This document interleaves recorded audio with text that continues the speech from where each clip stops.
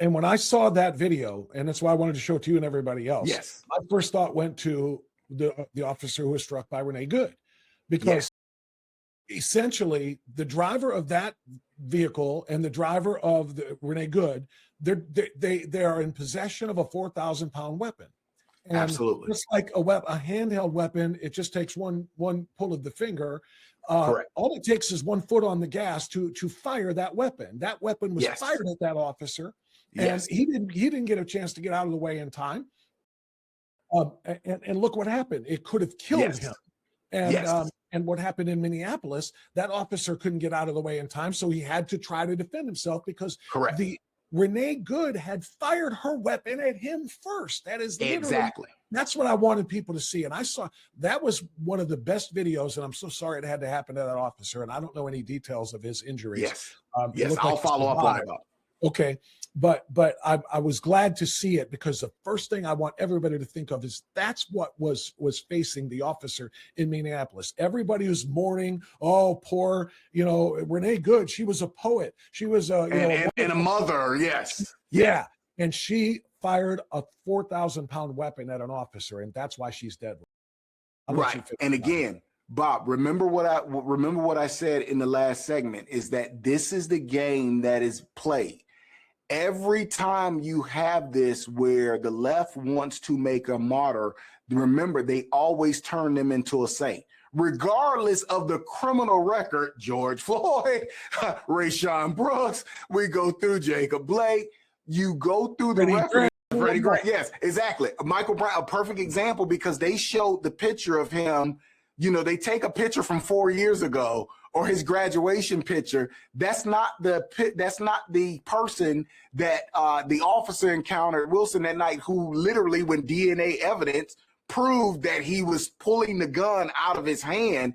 If he had gotten that gun away from him, how do we think that story ends? Well, we've seen it. He executes him right there in the street. We literally did a hashtag, hands up, don't shoot.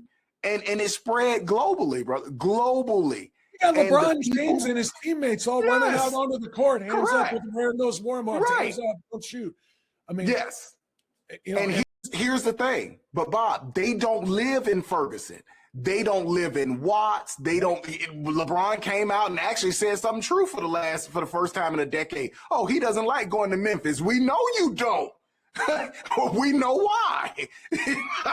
They don't live in these areas, and Overtown, Liberty City. They are not trying to go near them. Yet the people who are economically stuck, they need these officers, keep them from living the purge in reality every day. And yet these people make money with private security.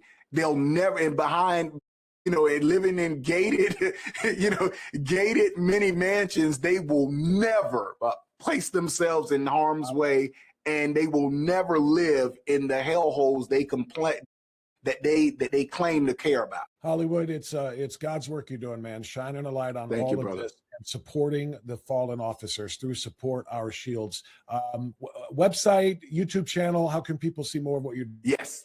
The website is supportourshields.com, and the social media that is still up, IG, Facebook, and YouTube, is all at Support Our Shields.